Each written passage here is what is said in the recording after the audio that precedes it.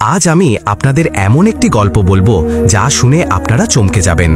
অবশ্যই এই গল্পটি একজন বৃদ্ধ লোকের সম্পর্কে, যিনি একটি ক্ষেতের মাঝখানে একজন সুন্দরী মহিলাকে খুঁজে পেয়েছিলেন এবং তাকে তার বাড়িতে নিয়ে এসেছিলেন।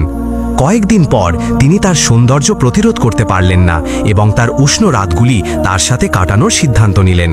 কিন্তু সেই বৃদ্ধের জন্য কি অপেক্ষা করছিল? কে ছিল সেই মহিলা যাকে তিনি ক্ষেতের মাঝখানে খুঁজে পেয়েছিলেন?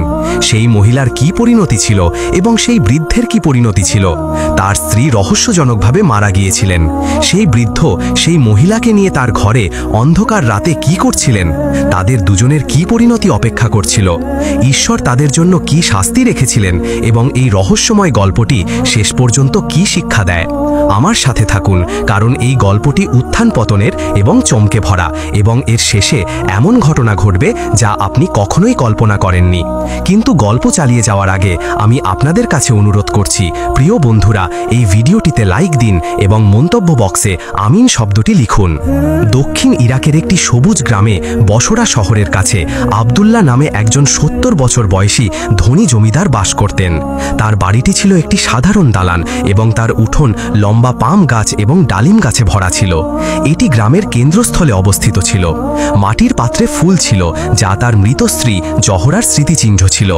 তার পূর্বপুরুষদের কাছ থেকে উত্তরাধিকার সূত্রে পাওয়া তার বিশাল জমি শুধুমাত্র সম্পদের চেয়েও বেশি কিছু ছিল। প্রতিটি জমির টুকরো তার পরিশ্রম এবং মাটির প্রতি ভালোবাসার গল্প বহন করত। কয়েক বছর আগে তার স্ত্রী জহরা রহস্যজনক কারণে মারা যান। আব্দুল্লাহকে একা রেখে যান। তার সম্পদ বা নাম বহন করার মতো কোনো সন্তান ছিল না। এই একাকিত্ব তাকে ভালোবাসার জন্য আকুল করে তুলেছিল। অনেক বছর ধরে তিনি কোনো মহিলার উষ্ণতা অনুভব করেননি এবং তার হৃদয় সন্তান ধারণের আকাঙ্ক্ষায় পূর্ণ ছিল, যা তার বুকে আগুনের শিখার মতো জ্বলছিল। আব্দুল্লাহ একজন দয়ালু কিন্তু উদ্যমী মানুষ ছিলেন। দিনের বেলা তিনি তার ক্ষেতগুলিতে ঘুরে বেড়াতেন এবং রাতে তার উঠোনে একটি কাঠের বিছানায় পুরনো বালিশ নিয়ে বসে নক্ষত্রখচিত আকাশের দিকে তাকিয়ে আল্লাহর কাছে একটি সন্তানের জন্য প্রার্থনা করতেন। কিন্তু তার নির্জনতায় ভালোবাসার জন্য তার তৃষ্ণা এবং জহরার শূন্যতা পূরণ করার জন্য একজন মহিলার উষ্ণতা তাকে অস্থির করছিল। এক শরৎকালে যখন একটি ঠান্ডা বাতাস পাম গাছের পাতায় খেলছিল, আব্দুল্লাহ খাবারের প্যাকেট এবং এক বোতল জল নিয়ে তার দূরবর্তী ক্ষেতগুলির একটিতে গেলেন। এই ক্ষেতটি গ্রামের প্রান্তে ছিল, লম্বা নল খাগড়ায় ভরা, যা বাতাসের সাথে দুলছিল। আব্দুল্লাহ সকাল সকাল খেতে যেতেন, যেখানে এর নীরবতা তাকে শান্তি দিত। হঠাৎ নল খাগড়ার মধ্যে একটি ছায়া তার দৃষ্টি আকর্ষণ করল। প্রথমে তিনি ভেবেছিলেন এটি একটি বিপদগামী প্রাণী, সম্ভবত একটি বন্য বিড়াল বা কুকুর খাবারের সন্ধানে। তিনি সতর্কতার সাথে কাছে গেলেন। তার হৃদয় দ্রুত স্পন্দিত হচ্ছিল। তার দুর্বল দৃষ্টি, যা আর বিশদ বিবরণ পরিষ্কারভাবে দেখতে পেত না, দ্রুত তাকানোর চেষ্টা করল। নল খাগড়ার মধ্যে কি লুকিয়ে আছে তা বোঝার চেষ্টা করলেন। যখন তিনি নলখাগড়া সরিয়ে দিলেন, তখন তিনি একজন 25 বছর বয়সী মহিলাকে মাটিতে বসে থাকতে দেখলেন। তার মুখ ছিল মুগ্ধকর, ফর্সা ত্বক সকালের আলোয় জ্বলছিল এবং গভীর চোখ দুঃখে ভরা ছিল। তার কালো চুল তার কাঁধে ঝুলেছিল এবং তিনি একটি ছেঁড়া ধুলোয় ঢাকা পোশাক পরেছিলেন। কিন্তু তার শরীরের সৌন্দর্য এই পোশাকের নিচেও ঢাকা পড়েনি। তার নিষ্পাপ হাসি হৃদয়কে দোলা দিয়েছিল, যেন এটি গভীর বেদনা লুকিয়ে রেখেছিল। তিনি নিশ্চলভাবে বসেছিলেন, যেন অন্য কোনো জগৎ থেকে এসেছেন। আব্দুল্লাহর হৃদয় স্পন্দিত হচ্ছিল। এই মেয়েটি, যা পরে নিজের নাম ফাতেমা বলেছিল, আব্দুল্লাহর মৃত স্ত্রী জহরার সাথে অদ্ভুতভাবে সাদৃশ্যপূর্ণ ছিল। তার সেই শান্ত চেহারা, যা তাকে জহরার সাথে তার প্রেমময় রাতগুলির কথা মনে করিয়ে দিয়েছিল। এক কম্পিত কিন্তু স্নেহপূর্ণ কণ্ঠে তিনি তাকে জিজ্ঞাসা করলেন, আপনি কে এবং এখানে কি করছেন? ফাতেমা মাথা তুলল। তার চোখ অশ্রুতে ভরা ছিল, কিন্তু সে কোনো উত্তর দিল না। তার দৃষ্টি যেন চিৎকার করে বলছিল, প্রশ্ন করবেন না, শুধু আমাকে সাহায্য করুন। আব্দুল্লাহ তার সৌন্দর্য এবং দুঃখে বিচলিত হয়ে মনে মনে ভাবলেন যে সে অবশ্যই কঠিন সময়ের মধ্যে দিয়ে গেছে। ভালোবাসার জন্য তার যে তৃষ্ণা বছরের পর বছর ধরে তার হৃদয়ে লুকিয়েছিল, তা এখন ফাতেমাকে দেখে আবার জ্বলে উঠল। আবেগপূর্ণ কণ্ঠে তিনি বললেন, ওঠো, আমার বাড়িতে এসো, কিছু খাও এবং বিশ্রাম নাও। সে ইতস্তত করে মাথা নাড়ল এবং উঠল। সে আব্দুল্লাহর সাথে তার বাড়িতে গেল। তার পোশাক এবং শাল বাতাসের সাথে দুলছিল এবং তার চুল প্রতিটি পদক্ষেপের সাথে সামান্য নড়ছিল। আব্দুল্লাহ তার দিকে মুগ্ধ হয়ে তাকিয়েছিলেন। আব্দুল্লাহর বাড়ি তার সরলতা এবং পুরনো আসবাবপত্র সত্ত্বেও পরিষ্কার ছিল। তিনি ফাতেমাকে একটি ছোট ঘরে নিয়ে গেলেন, যা আগে অতিথিদের জন্য প্রস্তুত করা হয়েছিল।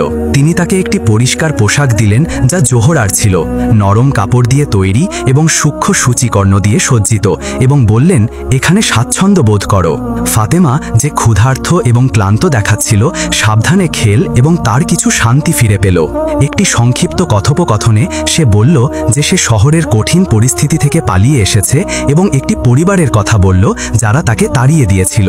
সেই রাতে আব্দুল্লাহ তার উঠোনে চাঁদের আলোয় তার কাঠের বিছানায় বসে ফাতেমার মুখের কথা ভাবছিলেন। জোহরার সাথে তার সাদৃশ্য তার হৃদয়কে দোলা দিয়েছিল। ফাতেমার উপস্থিতি তার হৃদয়ে আশার স্ফুলিঙ্গ জ্বালিয়েছিল, একটি আশা ভালোবাসার তৃষ্ণার সাথে মিশেছিল। পরের দিনগুলিতে ফাতেমা আব্দুল্লাহর বাড়িতে মানিয়ে নিতে শুরু করল। সে দক্ষতার সাথে রান্না করত, সুগন্ধি চালের বিরিয়ানি এবং ভেন্ডি স্টুর মতো খাবার তৈরি করত, যার গন্ধ উঠোনে ছড়িয়ে পড়ত। সে উঠোন পরিষ্কার করত এবং মাটির পাত্রে জল দিত। আব্দুল্লাহর মনোযোগ তার মিষ্টি হাসি এবং স্নেহপূর্ণ আচরণ দিয়ে আকর্ষণ করত। আব্দুল্লাহ, যিনি ভালোবাসার জন্য আকুল ছিলেন, ফাতেমার হৃদয় জয় করার চেষ্টা করছিলেন। একদিন তিনি গ্রামের বাজারে গিয়ে একটি সুন্দর কাপড় কিনলেন, যা সূর্যের আলোয় জ্বলজ্বল করছিল। যখন তিনি এটি ফাতেমাকে দিলেন, সে হাসি মুখে বলল, আব্দুল্লাহ, আপনি খুব দয়ালু। আব্দুল্লাহর হৃদয় স্পন্দিত হল এবং তিনি বললেন, ফাতেমা, এই বাড়িটি তোমার সাথে প্রাণবন্ত হয়ে উঠেছে। তিনি তাকে একটি রূপার আংটিও উপহার দিয়েছিলেন, যা তিনি বহু বছর আগে জোহরার জন্য কিনেছিলেন এবং একটি বাক্সে রেখেছিলেন। ফাতেমা আংটিটি পরল এবং তার আঙুল নাড়ল যাতে রূপালী আলোয় জ্বলে ওঠে এবং বলল, এটা খুব সুন্দর। আব্দুল্লাহ, যিনি তার চোখ তার থেকে সরাতে পারছিলেন না, অনুভব করলেন যে তার হৃদয় আবার তরুণ হয়ে উঠেছে। প্রতি রাতে তারা উঠোনে কাঠের বিছানার পাশে বসে কথা বলতো। এক রাতে আব্দুল্লাহ ফাতেমার ঘরে একটি পুরনো কম্বল খুঁজতে গিয়ে নিজের জন্য উষ্ণতা নিতে বিছানার নিচে লুকানো একটি ছোট কাঠের বাক্স তার দৃষ্টি আকর্ষণ করল। কৌতূহল তাকে বাক্সের দিকে ঠেলে দিল, তাই তিনি সাবধানে এটি বের করলেন এবং সাবধানে খুললেন। তার হৃদয়ে ভয়ে নয়, অদ্ভুততা এবং কৌতূহলে স্পন্দিত হচ্ছিল। যখন তিনি বাক্সটি খুললেন, তখন তিনি এমন জিনিস দেখতে পেলেন যা তিনি কখনোই আশা করেননি। সাবধানে ভাঁজ করা কাগজ, পুরনো ছবি, একটি সুন্দর হস্তাক্ষরে লেখা একটি নাম, একটি অদ্ভুত ভাষায় যা তিনি চিনতেন না, এবং একটি সোনার নেকলেস যাতে একটি নাম খোদাই করা ছিল। সেই মুহূর্তে আব্দুল্লাহ অনুভব করলেন যে ফাতেমা কেবল কঠিন পরিস্থিতি থেকে পালিয়ে আসা একজন মহিলা নয়, এমন কিছু ছিল যা সে লুকিয়ে রাখছিল এবং তার থেকে লুকানোর চেষ্টা করছিল। সেই রাতে তার বিছানায় ফিরে এলেন, কিন্তু তার চোখে ঘুম ছিল না। তিনি তাকে পর্যবেক্ষণ করতে শুরু করলেন, তার গতিবিধি অনুসরণ করলেন, কখন সে বাইরে যায় এবং কখন সে ফিরে আসে। ফাতেমা অনুভব করল যে কিছু পরিবর্তন হয়েছে, যদিও আব্দুল্লাহ তাকে কিছু বলেননি। একদিন যখন ফাতেমা রান্নাঘরে রাতের খাবার তৈরি করছিল, আব্দুল্লাহ তার কাছে এসে শান্ত কিন্তু দৃঢ়ভাবে বললেন, ফাতেমা, তুমি কি আমার থেকে কিছু লুকাচ্ছ? ফাতেমা শান্তভাবে তার মাথা তুলল, তার চোখ উদ্বেগে ভরা ছিল, কিন্তু সে দ্রুত একটি হালকা হাসি দিল এবং বলল, যেমন কি আব্দুল্লাহ, আমার কাছে ক্লান্তি এবং বিশ্রামের আকাঙ্ক্ষা ছাড়া আর কিছুই নেই।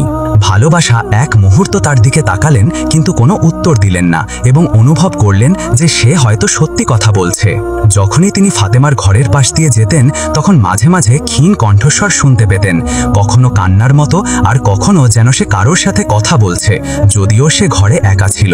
এক রাতে তিনি তাকে পর্যবেক্ষণ করার সিদ্ধান্ত নিলেন। তিনি আলো নিভে যাওয়া পর্যন্ত অপেক্ষা করলেন, তারপর হল ঘরে হামাগুড়ি দিয়ে গেলেন এবং তার ঘরের কাছে গেলেন যার দরজা খোলা ছিল। যখন তিনি তাকালেন, তখন তিনি এমন কিছু দেখতে পেলেন যা তাকে জমে গিয়েছিল। ফাতেমা মেঝেতে বসেছিল, কেউ তাকে দেখছে তা বুঝতে পারছিল না। কয়েকদিন আগে তিনি যে বাক্সটি দেখেছিলেন তার কোলে ছিল। সে অদ্ভুত অস্পষ্ট শব্দে ফিসফিস করছিল, তার মুখ ফ্যাকাশে ছিল যেন সে অন্য কোনো জগতে ছিল, এবং তার চোখ বন্ধ ছিল যেন সে কারো ব্যক্তি বা অনুপস্থিত কোনো কিছুর আহ্বান করছিল। হঠাৎ সে তার হাত দেওয়ালের দিকে বাড়িয়ে একটি ছোট কাঠের টুকরো সরিয়ে দিল যা একটি গর্ত ঢেকে রেখেছিল, এবং সেখান থেকে সাবধানে ভাঁজ করা একটি কাগজ বের করল। আব্দুল্লাহ সেখানে দাঁড়িয়েছিলেন, প্রবেশ করতে বা ফিরে যেতে পারছিলেন না। তার হৃদয়ে ঢোলের মতো স্পন্দিত হচ্ছিল। তার প্রত্যেকটি অংশ বলছিল যে এই মহিলাটি আপনার ধারণার মতো নয়। ফাতেমা ইচ্ছাকৃত ইচ্ছাকৃতভাবে এমন কাজ করত যা আব্দুল্লাহকে তার প্রতি আরও আকৃষ্ট করত। আব্দুল্লাহ যখন রাতে হলঘরে ঘুরে বেড়াতেন তখন তিনি ফাতেমার ঘরের দরজা খোলা দেখতেন এবং ফাতেমা কোনো আবরণ ছাড়াই মেঝেতে শুয়ে থাকত। আব্দুল্লাহ, যিনি প্রলোভনের কাছে অত্যাদেশিত হয়েছিলেন, রাতে তাকে লুকিয়ে দেখার এবং তার পাশে বসে থাকার অভ্যাস গড়ে তুলেছিলেন। তিনি জানতেন না যে ফাতেমা এটি ইচ্ছাকৃতভাবে করছেন কিনা, কিন্তু আব্দুল্লাহ অন্য পথে চলে যেতে শুরু করেছিলেন। প্রতি রাতে তারা উঠোনে কথা বলতো। ফাতেমা বাগদাদের ব্যস্ত বাজার এবং কুর্দিস্তানের নদীর কথা বলতো। আব্দুল্লাহ প্রত্যেক কথার সাথে তার প্রেমে আরো গভীরে ডুবে যাচ্ছিলেন। এক রাতে যখন ফাতেমা তার পাশে বসেছিল, তার শাল সরে গিয়েছিল, আর আব্দুল্লাহ তার মুখের সৌন্দর্য এবং তার চলার ভঙ্গি দেখে মুগ্ধ হয়ে গিয়েছিলেন। তিনি তার হাত ধরে বললেন, ফাতেমা, তুমি জোহরার মতো, আমি তোমার পাশে থাকতে চাই। ফাতেমা আলতো করে হাসল এবং বলল, ধৈর্য ধরুন আব্দুল্লাহ, এখনো সময় আছে। কিন্তু ভালোবাসার জন্য আকুল আব্দুল্লাহ আরো জোর দিয়ে বললেন, তুমি এই বাড়ির আলো। তিনি ফাতেমাকে তার ক্ষেতগুলিতে নিয়ে গেলেন এবং তারা একসাথে ঘুরে বেড়াতেন এবং জমি সম্পর্কে কথা বলতেন। একদিন যখন ফাতেমা একটি ফুল তুলতে ঝুঁকেছিল, তার শাল আবার সরে গিয়েছিল এবং আব্দুল্লাহ তার শরীরের সৌন্দর্য এবং তার চলার ভঙ্গি দেখে মুগ্ধ হয়ে গিয়েছিলেন। তার হৃদয় স্পন্দিত হলো এবং তিনি বললেন, ফাতেমা, তুমি একজন ফেরেশতা। ফাতেমা হাসল এবং বলল, আব্দুল্লাহ, আপনি খুব দয়ালু এবং খুব প্রশংসা করেন। গ্রামের কিছু লোক আব্দুল্লাহর সাথে ঝগড়া করেছিল, দাবি করেছিল যে তিনি বহু বছর আগে যে জমি কিনেছিলেন তা তাদের ছিল। আব্দুল্লাহ রেগে গিয়েছিলেন এবং বলেছিলেন, এই জমিগুলি আমাদের ঘামের ফলে সমৃদ্ধ হয়েছে। ফাতেমা হস্তক্ষেপ করে বলল, আসুন কথা বলি, হয়তো আমরা একটি সমাধান খুঁজে পেতে পারি। গ্রামের লোকেরা শান্ত হলো এবং আব্দুল্লাহ তার আচরণে মুগ্ধ হলেন। তাই তিনি ভাবলেন যে ফাতেমার একটি দয়ালু হৃদয় আছে। গ্রামের লোকেরা ফাতেমা এবং আব্দুল্লাহ সম্পর্কে বিভিন্নভাবে কথা বলছিল। কেউ কেউ বলছিল, এই তরুণীটি কে যে আব্দুল্লাহর বাড়িতে এসেছে, হয়তো সে তাকে জোর করে আটকে রেখেছে।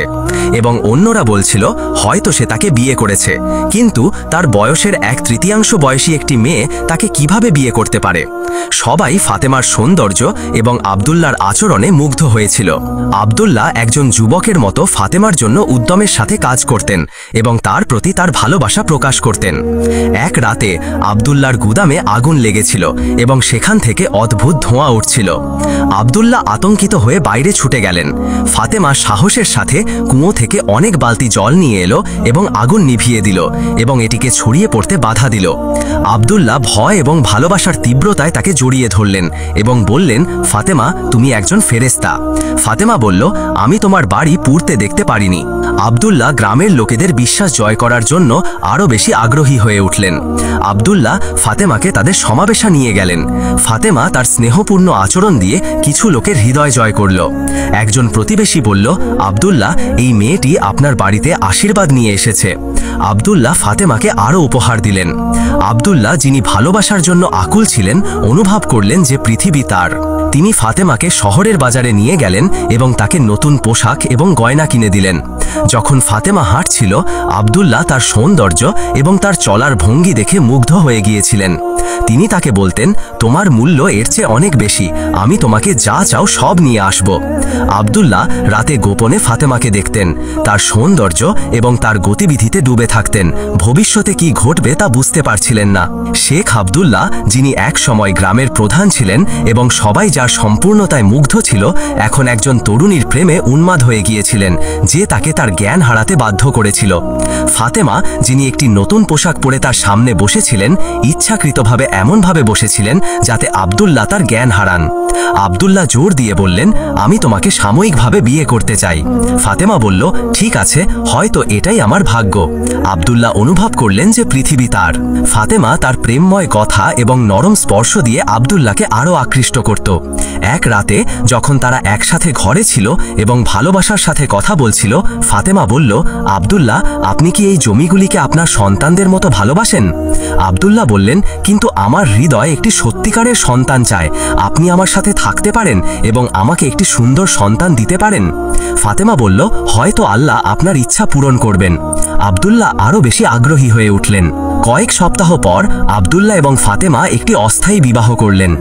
এক রাতে আব্দুল্লাহ উঠোনে বললেন, ফাতেমা, আমি আর অপেক্ষা করতে পারছি না। ফাতেমা একটি হাসি দিয়ে রাজি হলো, যা আব্দুল্লাহকে কাঁপিয়ে দিল, এবং গ্রামের 2 সাক্ষীর উপস্থিতিতে অস্থায়ী বিবাহ সম্পন্ন হলো। সেই রাতে ম্লান মোমবাতি আলোয় আলোকিত ঘরে ফাতেমা আব্দুল্লাহর কাছে এগিয়ে গেল। তার শাল সরে গিয়েছিল এবং আব্দুল্লাহ তার সৌন্দর্যে মুগ্ধ হয়ে গিয়েছিল।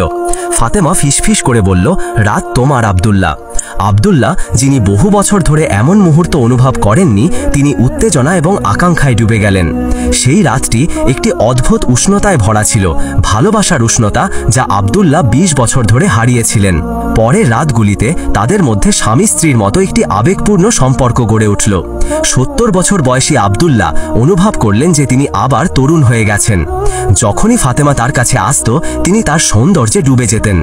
এক রাতে ফাতেমা আব্দুল্লাহকে বলল যে জমিগুলি আরও ভালোভাবে পরিচালনা করার জন্য কিছু নথিতে স্বাক্ষর করতে হবে। আব্দুল্লাহ, যিনি তাকে অন্ধভাবে বিশ্বাস করতেন, বললেন, তুমি যা বলবে ফাতেমা। ফাতেমা এমন কাগজ নিয়ে এলো যা সাধারণ নথির মতো দেখাচ্ছিল, কিন্তু সেগুলি আসলে জমির মালিকানা এবং কোষাগার হস্তান্তরের নথি ছিল। আব্দুল্লাহ ভালোবাসায় ডুবে এবং ফাতেমার সৌন্দর্যে মুগ্ধ হয়ে তিনি সেগুলি না পড়েই স্বাক্ষর করলেন। ফাতেমা বলল, এটা আমাদের ভবিষ্যতের জন্য। আব্দুল্লাহ ভাবলেন যে ফাতেমা তাদের যৌথ জীবনের কথা ভাবছে। এক রাতে ফাতেমা আব্দুল্লাহর পানীয়র মধ্যে ঘুমের ওষুধ মেশালো। সে বাগদাদের কালো বাজার থেকে ট্যাবলেট কিনেছিল যা দ্রুত এবং নীরবে কাজ করত। আব্দুল্লাহ জ্ঞান হারালেন। ফাতেমা নীরবে আরও নথি প্রস্তুত করল, কালি দিয়ে তার আঙুলের ছাপ নিল এবং কয়েক সপ্তাহ তার স্বাক্ষর অনুকরণ করার প্রশিক্ষণ নিয়েছিল। সে আহমদের সাথে সমন্বয় করেছিল, যার সরকারি দপ্তরে যোগাযোগ ছিল। আহমদই আব্দুল্লাহর গুদামে আগুন লাগিয়েছিল এবং ফাতেমা তার হৃদয় জয় করার জন্য জল দিয়ে এটি নিভিয়েছিল। এটি তার কাছে আসার একটি প্ল্যান ছিল। আহমদ নথিগুলি আইনত নিবন্ধন করার জন্য একটি ছোট ঘুষ দিয়েছিল। আব্দুল্লাহর জমি, যা তিনি তার আত্মার মতো ভালোবাসতেন, এবং অর্থ এবং নথিতে ভরা কোষাগার ফাতেমার নামে হয়ে গেল। ফাতেমা এবং আহমদ কয়েকদিন পর একটি সাধারণ এবং গোপন অনুষ্ঠানে বিয়ে করলেন। ভালোবাসায় ডুবে থাকা আব্দুল্লাহ কিছুই জানতেন না। ফাতেমার সাথে তার অস্থায়ী বিবাহ কয়েকদিন আগে শেষ হয়ে গিয়েছিল এবং তিনি সবকিছু থেকে অবলিভিয়াস ছিলেন। ফাতেমা আব্দুল্লাহর সাথে রাত কাটাত, কিন্তু দিনের বেলা বাড়ির পিছনের ঘরে আহমদের সাথে পরিকল্পনা করত। আহমদ খেতে সাহায্য করার অজুহাতে বাড়িতে আসত এবং ফাতেমা ভান করত যে সে বাগদাদ থেকে কেবল পরিচিত। আব্দুল্লাহ, যার হৃদয় ফাতেমার প্রতি বিশ্বাসে পূর্ণ ছিল, কখনোই সন্দেহ করেননি। একদিন সকালে ফাতেমা এবং আহমদ চূড়ান্ত পরিকল্পনা কার্যকর করল। তারা আব্দুল্লাহকে বলল যে বাড়ি এবং জমি আর তার নয়। ফাতেমা ঠান্ডাভাবে বলল, শেখ আব্দুল্লাহ, এই নথিগুলি প্রমাণ করে যে সবকিছু আমার নামে। হতবাক আব্দুল্লাহ নথিগুলির দিকে তাকালেন এবং তার আঙুলের ছাপ এবং স্বাক্ষর দেখতে পেলেন, কিন্তু তিনি বিশ্বাস করতে পারলেন না। তিনি বললেন, ফাতেমা, তুমি এটা করেছ? ফাতেমা তিক্ত হাসি দিয়ে বলল, তুমিই সব নিজের হাতে স্বাক্ষর করেছ। ভেঙে পড়া হৃদয়ে এবং কোনো সম্পত্তি ছাড়াই আব্দুল্লাহর বাড়ি ছেড়ে যাওয়া ছাড়া আর কোনো উপায় ছিল না। তিনি কিছু কাপড় নিলেন এবং তার আহত হৃদয় নিয়ে গ্রামের প্রান্তে একটি পরিত্যক্ত কুঁড়ে ঘরের দিকে গেলেন। ফাতেমা এবং আহমদ আব্দুল্লাহর বাড়িতে নতুন জীবন শুরু করল। তারা তার সম্পদ দিয়ে বাড়িটি নতুন করে সজাল, নতুন আসবাবপত্র কিনল এবং বিলাসবহুল কার্পেট বিছালো এবং রাতে পার্টি করত। ফাতেমা কখনো কখনো আহমদকে বলতো, এই বৃদ্ধ লোক ভেবেছিল যে সে উপহার দিয়ে আমাকে কিনতে পারবে। সে আব্দুল্লাহর টাকা দিয়ে একটি নতুন গাড়ি কিনল এবং তারা বাগদাদে ভ্রমণ করল এবং বিলাসবহুল রেস্তোরাঁয় খেল। কিন্তু এই সুখ বেশিদিন স্থায়ী হয়নি। 3 মাস পর একই বাড়িতে ফাতেমাকে তার বিছানায় একটি বিষাক্ত সাপ কামড় দিল। সাপটি জানালা দিয়ে ক্রিপ্ট করে অন্ধকারে তাকে আক্রমণ করল। ফাতেমা একা মারা গেল। আহমদ তার আকস্মিক মৃত্যু এবং আইনি পরিণতির ভয়ে আতঙ্কিত হয়ে পালিয়ে গেল। বাড়িটি পরিত্যক্ত হয়ে গেল। আব্দুল্লাহ তার পরিত্যক্ত কুঁড়ে ঘরে তার দিন কাটাচ্ছিলেন। তার জনি, যা তিনি তার আত্মার মতো ভালোবাসতেন, এবং ফাতেমার সাথে তার আবেগপূর্ণ রাতগুলি এখন একটি দুঃস্বপ্নে পরিণত হয়েছিল যা তার হৃদয়কে পুড়িয়ে দিচ্ছিল। গল্পের এই রহস্যময় শেষ পর্যন্ত আমার সাথে থাকার জন্য আপনাকে ধন্যবাদ। পরবর্তী ভিডিও পর্যন্ত আমি আপনাকে মহান আল্লাহর কাছে সমর্পণ করছি।